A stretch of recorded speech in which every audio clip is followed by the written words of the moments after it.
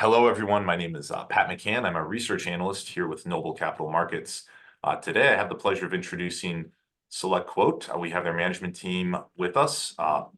Do want to note that SelectQuote is a company that I do follow. I have an outperform rating and a $5 price target on the stock. And without further ado, let me turn it over to Tim Danker, and then we will go through some Q&A at the end. One other thing to note, if you have questions, feel free to submit them during the presentation, and we'll hit as many of them as we can at the end. Tim, over to you. Yeah, thank you, Pat. I want to start by thanking you, the entire Noble team, for the opportunity for us to connect with potential investors, share more about the SelectQuote story. Again, I'm Tim Danker, our group CEO. I'm joined today with our president, Bob Grant, and our CFO, Ryan Clement. Management team here on the call, as well as the broader management team you see here kind of depicted on this page. We've got significant experience in direct-to-consumer distribution of insurance and healthcare, dating back to well over a decade of experience with many of these individuals, and collectively about 80 years of direct-to-consumer experience. We're DTC junkies, if you will. We're very experienced management team, very passionate operators. We are also significant shareholders in the company, and we're privileged to be able to work in the business and help the consumers that we help. If we flip to the next page here, just a little bit of history and orientation about SelectQuote. For 39 years, we've been a leading technology-enabled direct-to-consumer distribution platform for both insurance products and healthcare services.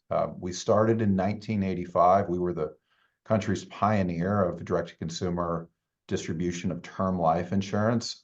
We were really focused at the time on an underserved middle market, think working class Americans who needed income protection.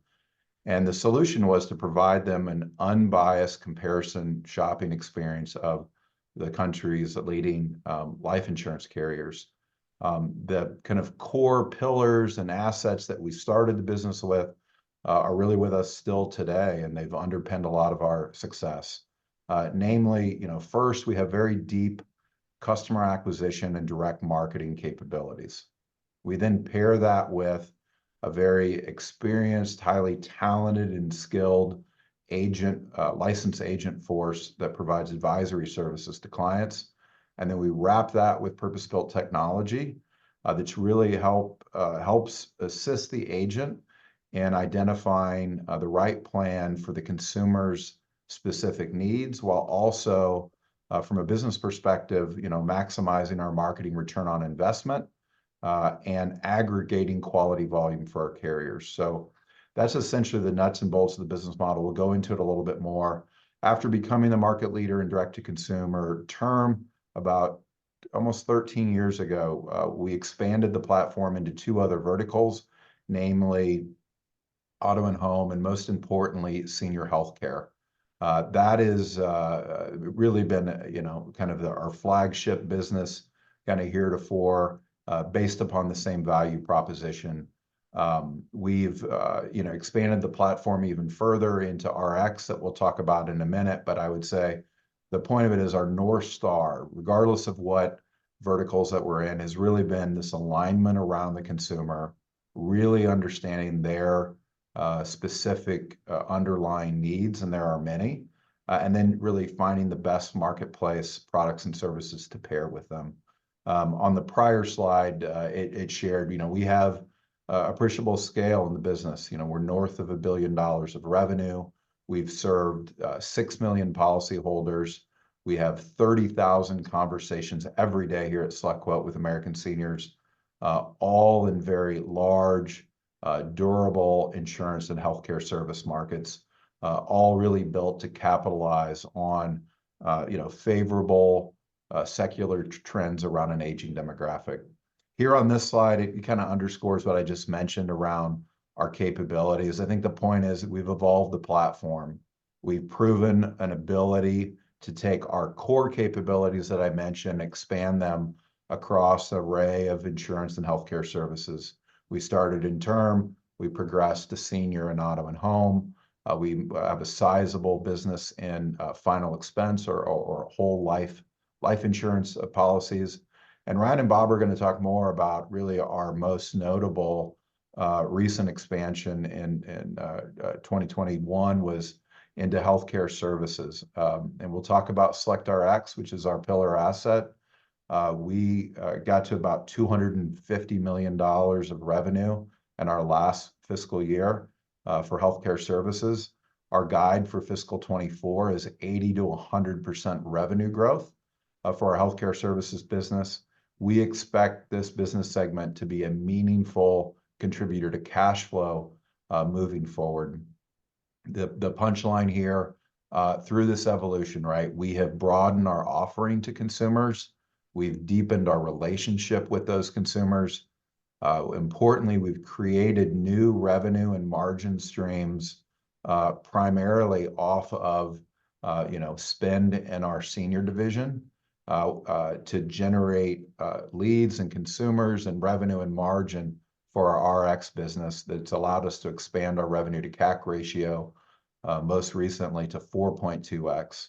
Financially, we've diversified the business and become a stronger company overall. If we flip to the next page, we'll talk a little bit about our customer acquisition and marketing capabilities.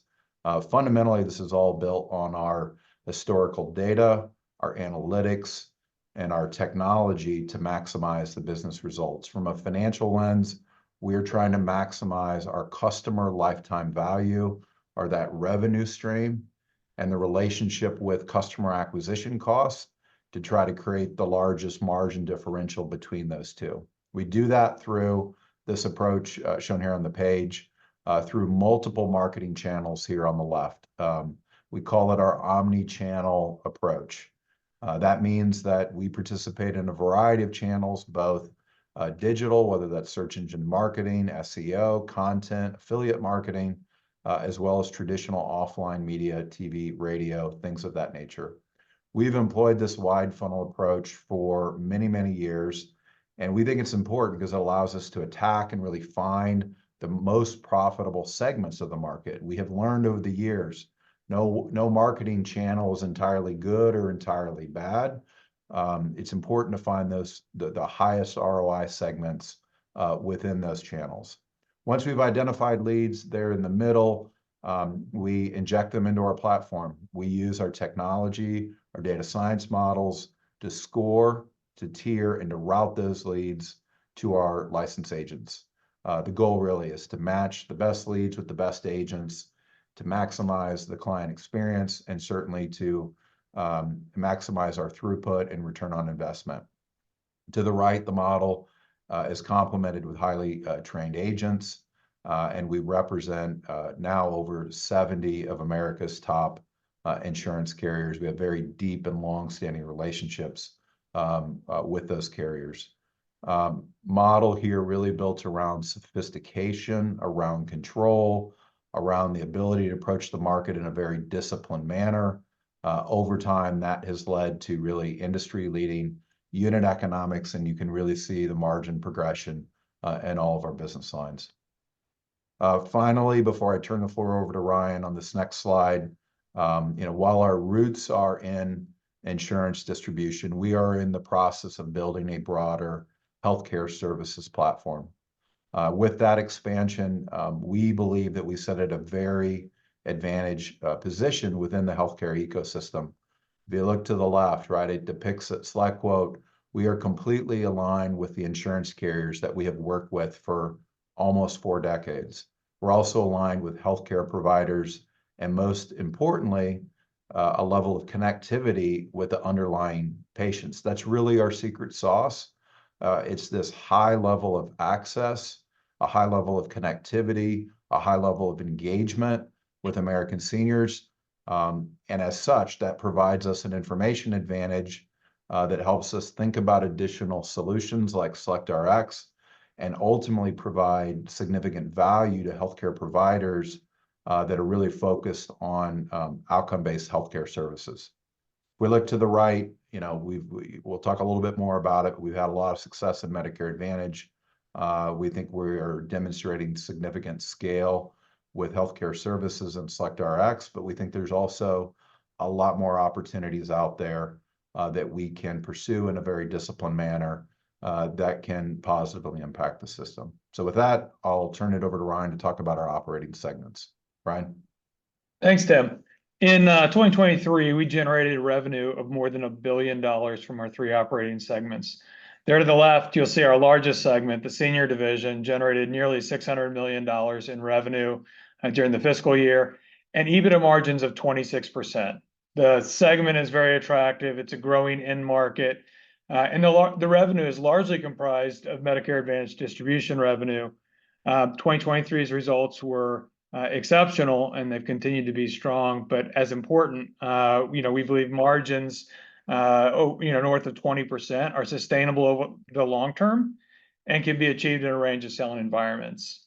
Moving to the right, you'll see our healthcare services business. It's a rapidly growing business, around $250 million in revenue in fiscal 2023, up 260% from the prior year.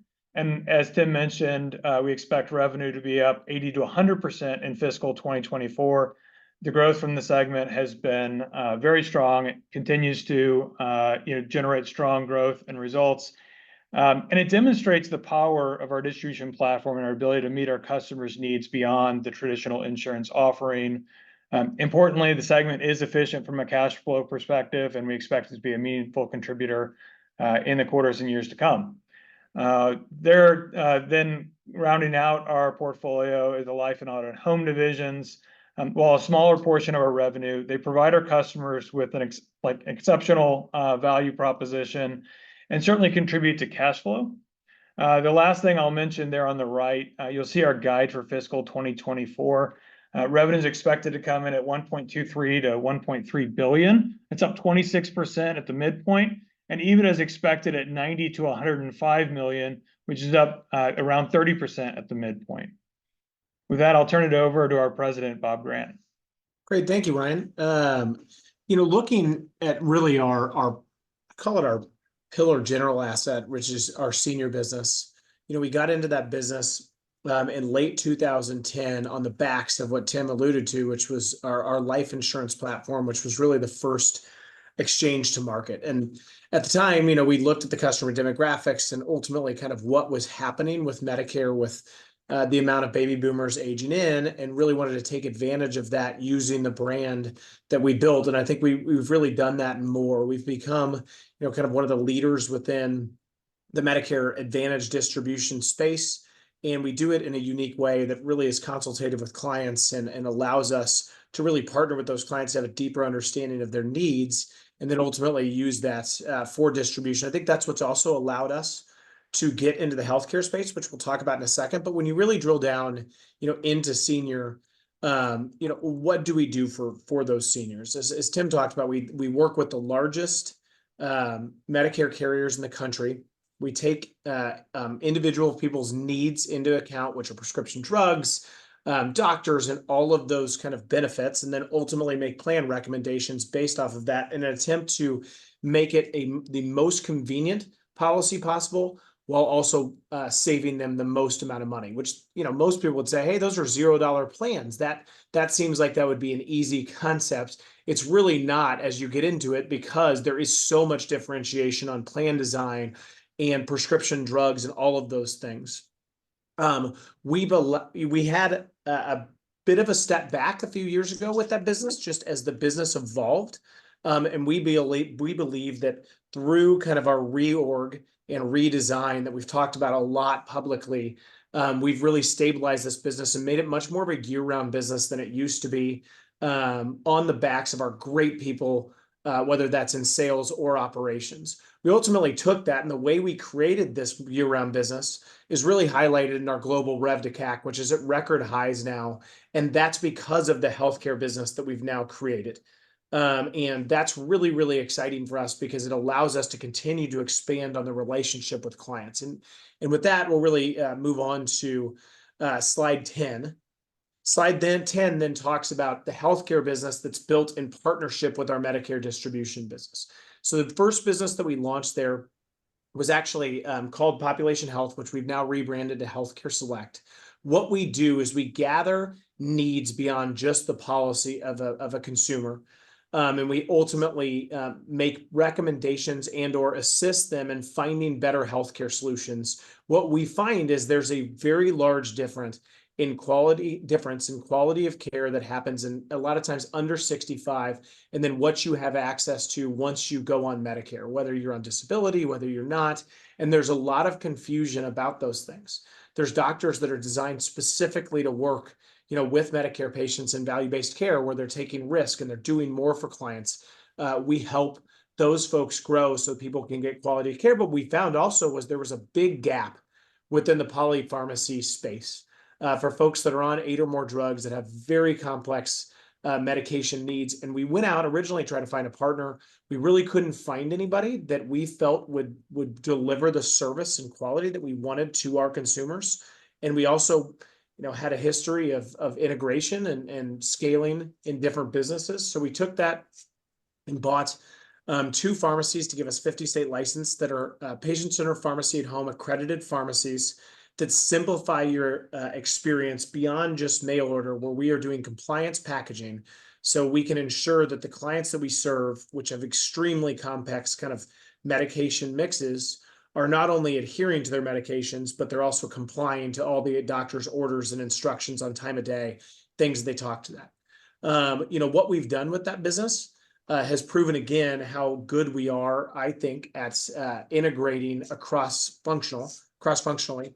And we've grown that business from about 9,000 members 2 years ago to about 63,000 members today. And to Ryan's point, we've grown it from, a year ago doing $55 million per quarter in revenue to now, $112 million in our last quarter, and continuing to scale at a very, very rapid pace.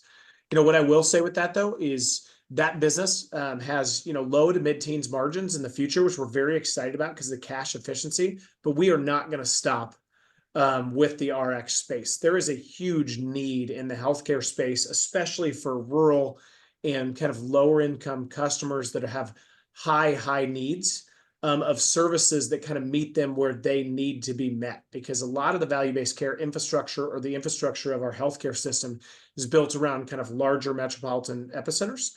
And we are trying to partner and or create solutions where we can really help folks that we feel like don't get access to great quality of care. And we're going to continue to expand upon that, as example by our SelectRx business. So we're really excited for the future there. And I think the growth speaks for itself. However, again, we're not really going to stop with that. Tim? Yeah, great. And I'll close here quickly so that we can get to your questions. But just real quick on the investment highlights, just dovetailing on what Bob mentioned, right? We're leaders in very large and durable markets, not just in insurance distribution, but also now playing in the $4 trillion healthcare landscape. On points 2 and 3, we've built a very compelling platform combining agents, marketing sophistication, and technology to be able to not only acquire, but engage consumers. We like to think of our model as, high tech meets high touch. And we think that's the right combination for the needs in the market today. Also, while there's a massive market opportunity, financially, we are extremely focused on generating attractive returns and cash generative growth for the business. And I think, what we've demonstrated over the last 2 years shows that we can do that. And to Bob's last point, there's a lot more out there that we can leverage our core business. We think RX is a very compelling proof point to the market that we can make a meaningful impact on healthcare. So with that, I'll turn it over to you, Pat, for questions. Great, thank you so much. Yeah, our first question has to do with the strategic redesign. What were the steps that you took? What areas did you focus on for improvement? And what have the results been so far? Yeah, I'll be happy to kind of lead that discussion, Pat. As we kind of touched on, briefly, I mean, we have been in this Medicare business for 13 years. There was a period of rapid growth, kind of circa 2020 to 2022, where we 4x the growth of the business. Simultaneously, there were other companies going public, or there was private equity capital coming in to the space. And we had built, we had a business geared for growth and market share accumulation. We had a challenging year in fiscal 22, and we own that as a management team. We had that operating leverage on the business, where there was some difficulties that AEP from a closing standpoint, from a new business, new policy origination. And there was also an industry-wide impact on MA customer retention that we were not immune from, that flowed through to our income statement. So if we go back to kind of, the end of calendar 21, beginning of 2022, we set this strategic redesign. We've made lots of public comments about it, but I would say there were three primary things that we focused on, and we're really seeing the fruits of our labors. First was, right, this renewed focus on unit economics and cash flow. We took a tremendous amount of cost out of the business, about $250 million, including $40 million of fixed costs, and we pulled back on the growth trajectory of Medicare Advantage. We also optimized a lot around the marketing front. We've seen lots of benefits from that.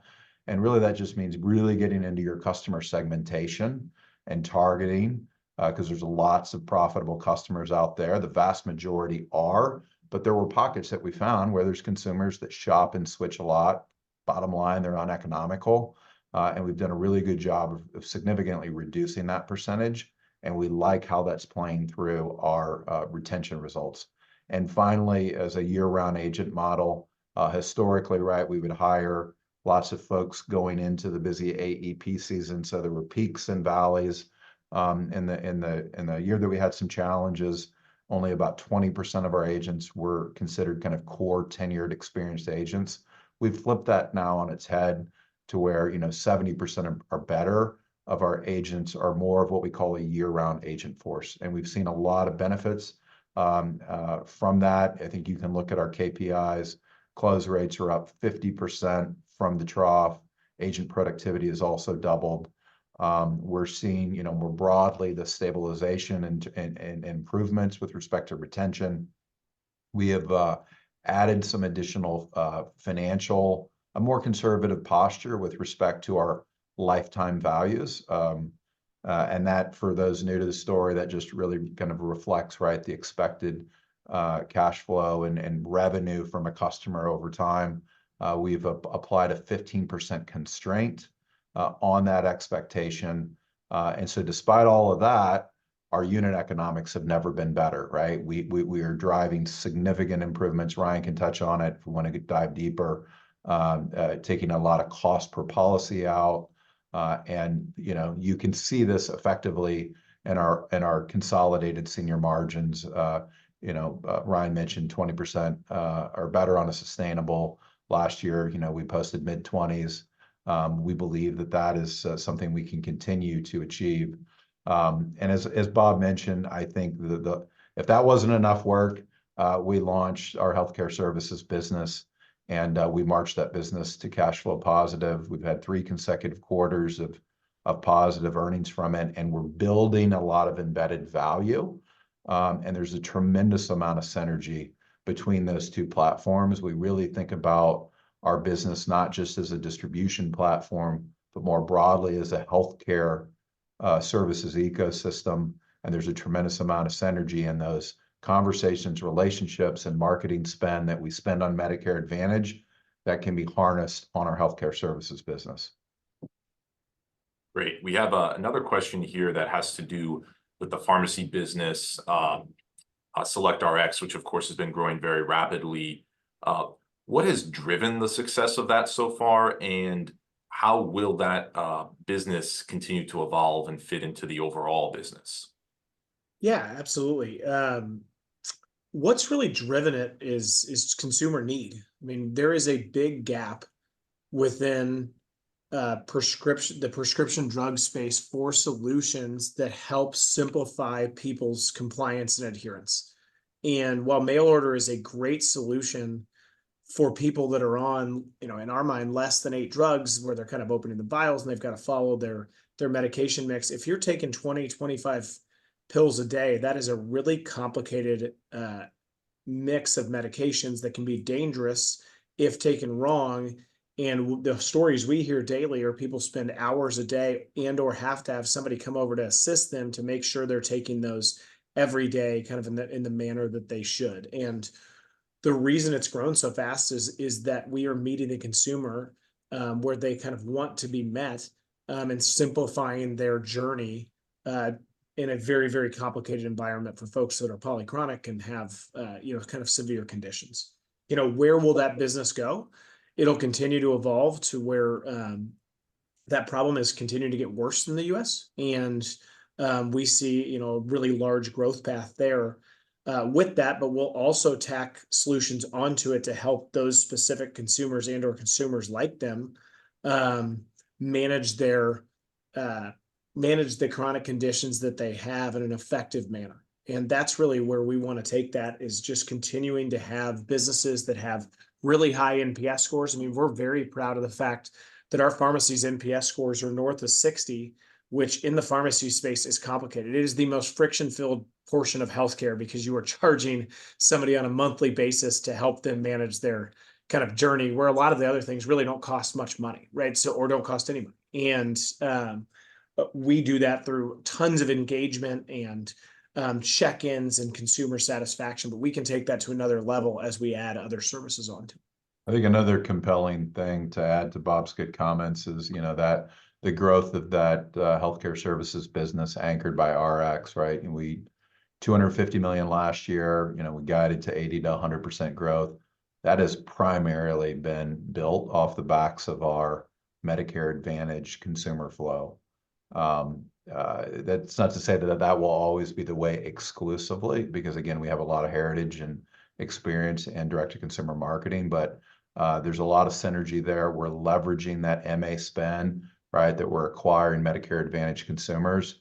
But to Bob's point, there's a lot of underlying needs. There's a lot of needs for adherence. There's a lot of consumer demand that we're capturing, and we're doing that by leveraging that marketing spend that comes across to healthcare. And as you think about other things that we contemplate, because there's a lot of things we can positively impact, right? It'll just continue to expand that rev to CAC relationship. It deepens those relationships with the consumer. We think there's reinforcing benefits to MA customer retention. We see that in our data. And ultimately, we think we can build a very, very attractive flywheel. Excellent. Guys, I think we're running a little low on time, but we do have some questions regarding the capital structure. So would you be able to touch on just an update on the capital structure? And I think we might have to close with that. Yeah, no, I appreciate the question. It is my number one priority. It's the organization, like, we're intensely focused on working through the capital structure. We do have around $700 million in debt. That said, we also have a commission receivables balance of nearly $1 billion. And we believe that it's a key feature and how we think through solving the capital structure. In our most recent 10-K, we did highlight that we're exploring a range of options, including but not limited to securitization. We are making progress and are in active discussions, resolving kind of resolve certain deal points. But we do believe we have a workable deal. We do believe that securitization is an attractive approach to solving the capital structure. Attractive for shareholders, attractive in the sense that it gives us the ability to operate the business on a go-forward basis and drive growth and continue in the manner that we have. So we are making good progress. It is a priority, but again, we firmly believe that there's a market and an opportunity here to leverage securitization to solve the capital structure. Great, thank you so much. We are running low on time, so I think we should end it here. I just want to thank all the attendees for being here, and thank you, gentlemen, for joining us today for this conference. Thanks so much, Pat. We really enjoyed it. Thank you very much. Thanks so much.